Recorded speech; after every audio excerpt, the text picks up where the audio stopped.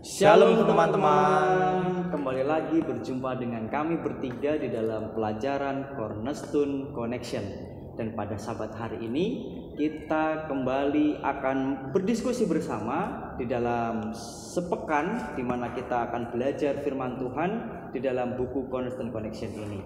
Namun ada baiknya kita akan diawali dengan doa. Doa akan dipimpin oleh Saudara Nathan.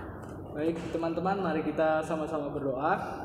Bapa kami yang di surga, terpujilah namamu ya Bapa. Terima kasih atas segala berkat-Mu kepada kami, sehingga kami bisa meluangkan waktu kami untuk bisa berdiskusi tentang pembelajaran Cornerstone kami. Dan biarlah melalui diskusi ini kami bisa diberkati, dan pelajaran yang kami terima dari pelajaran ini bisa kami praktikkan dalam kehidupan kami Bapa. Inilah doa harapan kami Bapa, dalam Tuhan Yesus kami berdoa, amin.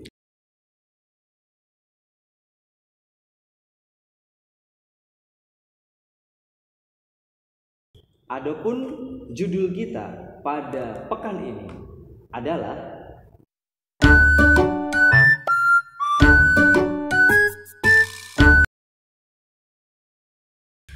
pada pekan Sabat ini ayat inti kita terdapat dalam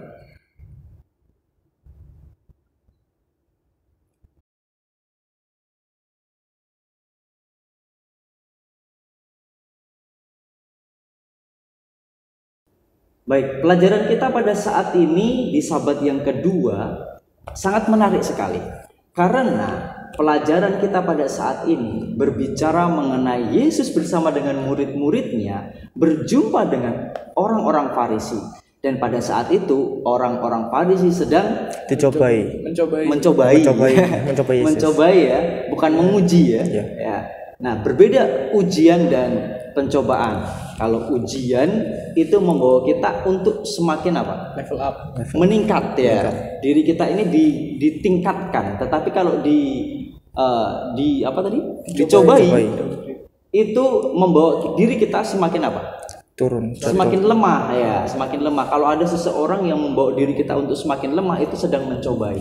Nah, Yesus pada saat ini sedang dicobai oleh orang Farisi, dan pada saat itu orang Farisi bertanya kepada Yesus, manakah yang wajib harus kita berikan, kepada Kaisar ya atau kepada Tuhan?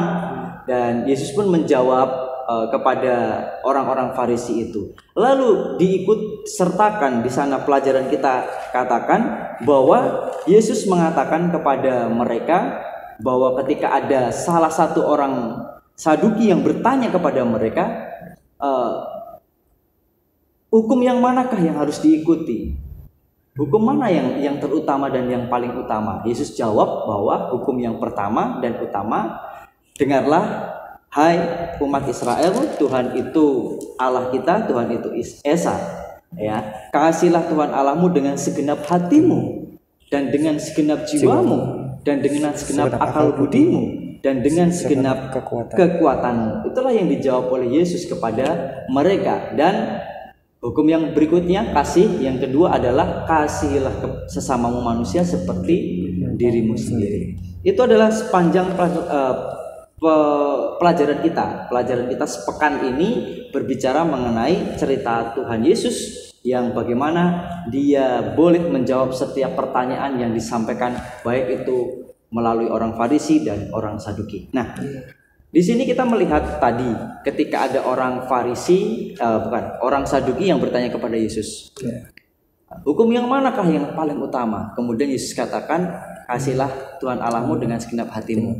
Nah, itu kan didasari oleh 10 hukum, ya kan? Didasari oleh 10 hukum, di mana kita tahu bahwa 10 hukum itu terdiri dari kasih kepada Tuhan, ya, hukum pertama sampai hukum yang keempat. Hukum yang pertama sampai yang keempat untuk Tuhan secara horizontal, dan hukum kelima sampai hukum yang ke-10 adalah untuk sesama kita, yaitu vertikal. Nah, pertanyaannya adalah 10 hukum itu kan didasari oleh karena kasih Tuhan kepada manusia.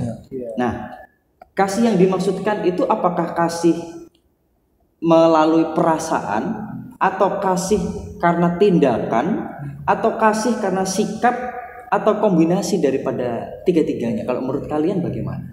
Mungkin menurut saya itu merupakan kombinasi dari ketiga tadi, yaitu perasaan, sikap, dan juga tindakan. Kenapa? Kan Tuhan tadi bilang, kasihlah Tuhan Allahmu dengan segenap hatimu, melibatkan perasaan ya kan. Dan kemudian segenap jiwamu melibatkan sikap, segenap akal budimu melibatkan pikiran, dan kemudian segenap kekuatanmu, yaitu dengan tindakan tadi. Jadi mengasihi Tuhan itu harus komplit tadi. Baik, jadi jawaban daripada Nathan adalah bahwa ketika Tuhan berdasarkan kasih itu kepada 10 hukum, artinya ketiga-tiganya itu sudah terinclude di situ ya. Nah, bagaimana dengan kasih terhadap sesama, Sam? Nah, kasih sesama itu seperti kita mengasihi diri kita sendiri. Jadi kita seperti 50-50 ya. Kita mengasihi diri kita sebagaimananya, dan juga mengasihi teman kita atau sekitar kita itu sebagaimana juga. Dan juga di sini saya ingin bertanya tentang, di situ kan Tuhan Yesus mengatakan kita itu wajib memberikan kepada kaisar dan juga wajib memberikan kepada Tuhan. Lah, prinsipnya itu apa yang saya ingin tanyakan itu? Mungkin bisa dibantu menjawabnya. Nah, mungkin menurut saya nih, kan Tuhan tadi berkatakan berilah kepada Tuhan apa yang wajib kamu berikan kepada Tuhan. Ya. Nah, di sini kan Tuhan meminta kita untuk memberikan apa yang wajib bagi Tuhan. Nah, dengan kita memberikan apa yang wajib bagi Tuhan itu adalah suatu bentuk ketaatan. Dan ketaatan itu merupakan salah satu bentuk kasih kan. Jika kamu mengasihi aku, maka kamu akan menuruti segala perintahku. Dan 14 ayat 15 di situ mengatakan bahwa jika kita mengasihi Tuhan Yesus, kita ada rasa kasih kepada Tuhan Yesus harus ditambahkan dengan tindakan, yaitu tadi memberikan apa yang wajib kepada Tuhan.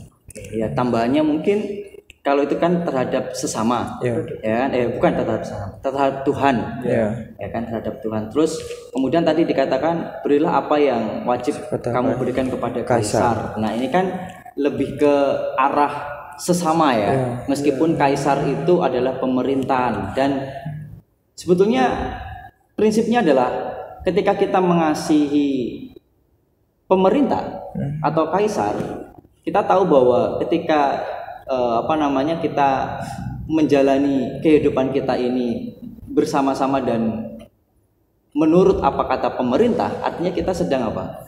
Menurut kepada perintah Tuhan, karena pemerintah adalah wakil daripada Tuhan. Jadi kalau kita ikut ke pemerintah, kita itu juga taat kepada Tuhan, apalagi kita memberikan kepada Tuhan. Jadi dua-duanya adalah sesuatu yang penting, dan prinsip itu harus kita lakukan juga sebagai umat yang ada di Indonesia.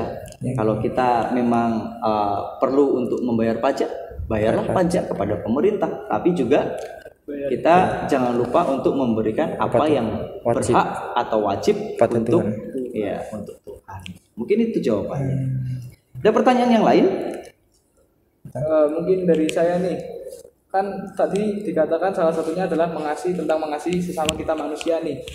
Nah, saya mau bertanya, bagaimana kan di situ dikatakan mengasihi sesama kita manusia. Nah, tapi kalau sesama kita itu mengecewakan kita sudah dijanjikan sesuatu nih, nggak ditepatin, kita kan kecewa pastinya. Nah, gimana tuh caranya agar kita bisa tetap mengasihi mereka, tetap berempatilah kepada mereka?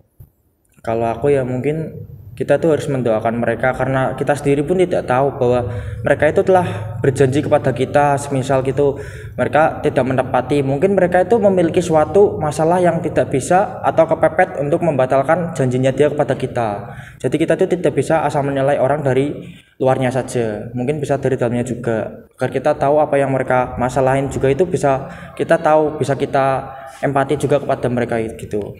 Ya, mengasihi orang lain jauh lebih sulit melakukannya daripada mengatakannya.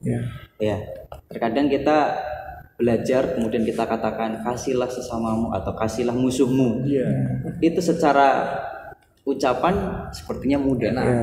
Tapi apa yang kita lakukan terkadang sangat kontradiksi dengan apa yang kita pelajari, yang kita kita lakukan. Nah, orang-orang yang mengecewakan kita, orang-orang yang mungkin membuat kita ini merasa kita jadi tidak nyaman dengan dia, itu terkadang menjadi beban juga terhadap kita kan. Tetapi Tuhan juga katakan supaya kita harus mengasihi mereka. Ya, ini salah satu pelajaran yang menjadi pelajaran yang wajib buat kita. Ketika kita mengasihi, tidak hanya mengasihi kepada orang-orang yang ada di sekitar kita itu orang yang baik-baik, tetapi orang yang tidak suka dengan kita pun kita wajib mengasihi mereka, mungkin mendoakan mereka. Kita tidak merasakan pekewuh terhadap mereka. Jadi saya pernah juga merasakan hal itu. Saya pernah memiliki pengalaman seperti itu. Saya pernah berdoa kepada Tuhan. Saya katakan, Tuhan, saya tetap mau bersahabat dengan dia, berteman dengan dia. Tolong leburkan hatinya. Pernah saya mengalami pengalaman seperti itu waktu saya seperti kalian. Waktu kalian sekolah, saya waktu itu kelas 11. Jadi teman saya tidak suka terhadap saya, yang padahal biasanya hari-hari itu mereka bersama-sama, kita kumpul gitu kan, kita ngobrolin satu pelajaran, mereka juga ikut nyaut-nyaut. Pada saat itu enggak, tapi saya berdoa sama Tuhan, Tuhan, ini masalahnya apa, saya mau clearkan, tapi tolong Tuhan lembutkan hatinya, leburkan hatinya sehingga dia terima apa yang menjadi kesalahan saya katakan gitu. Ya, kita wajib juga mengatakan meskipun kita tidak salah, kita harus katakan, saya minta maaf bila mana saya punya salah, jika ada kesalahan. Nah, itu akan membuat dirinya akalnya netral, dan ketika kita mengajak mereka pun akhirnya kita bisa sama-sama dengan lagi. Ya, terkadang kita dikecewakan sama mereka, tetapi mau bagaimana, inilah hidup di dunia ini. Yesus pun mengatakan itu kan, ampunilah mereka Bapa sebab mereka tidak tahu apa yang mereka perbuat. Nah, biarlah pelajaran ini tidak hanya sebuah pelajaran atau sesuatu yang kita ucapkan, tetapi kita praktekkan. Apalagi biasanya teman-teman di sekolah itu banyak sekali nih, ya kan, teman-teman yang mengganggu dan sebagainya. Nah, kalau ada ini kan kalian, kalau seandainya ada teman yang diganggu nih, ya teman ada yang diganggu, ada teman yang dibully. Nah, sikap kalian bagaimana?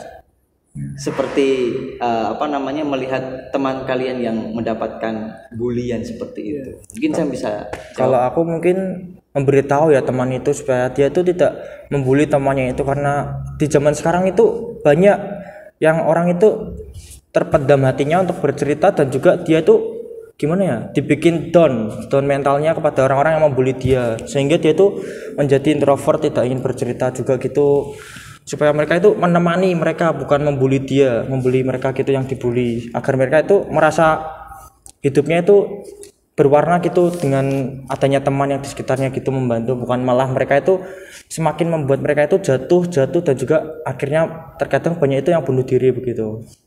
Jadi kita harus menghindari itu supaya kita itu menemani mereka, bukan membuli mereka. Kalau Nathan? Kalau menurut saya mungkin teman kita kan ada yang dibully nih. Nah, kita dekatin, kita berempati kepada dia. Kita tanya, kamu dibully karena apa sih? Kalau misal dia dibully karena emang perilakunya yang kurang baik, nah kita nasihatin supaya perilakunya bisa berubah lebih baik. Dan dengan dia dibully itu bukannya kita tinggalkan, tapi kita dekati, kita ajak ngobrol, ajak bercerita agar kita tahu apa masalah dia dan bisa memberikan solusi lah.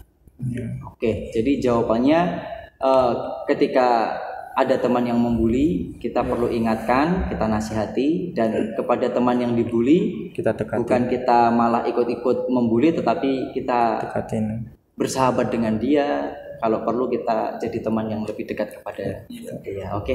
Itulah pelajaran kita teman-teman pada saat ini. Kita tutup dengan doa. Mari kita bersatu di dalam doa. Segala puji, hormat dan syukur hanya kepada Tuhan.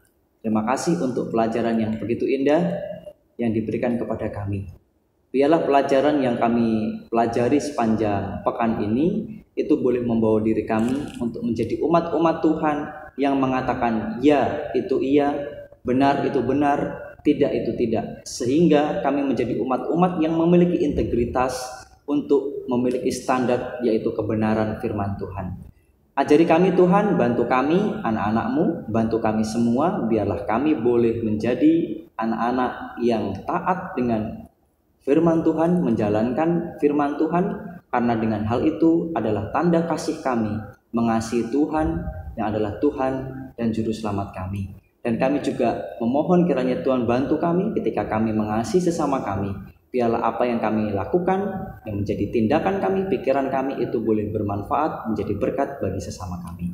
Terpujilah Engkau untuk selamanya, ampuni segala pelanggaran kami. Kami berdoa dalam nama Tuhan Yesus, Juru Selamat kami yang hidup. Amin. Baik teman-teman, inilah pelajaran kita. Sampai berjumpa di pelajaran yang berikutnya. Kiranya Tuhan memberkati. Bye-bye.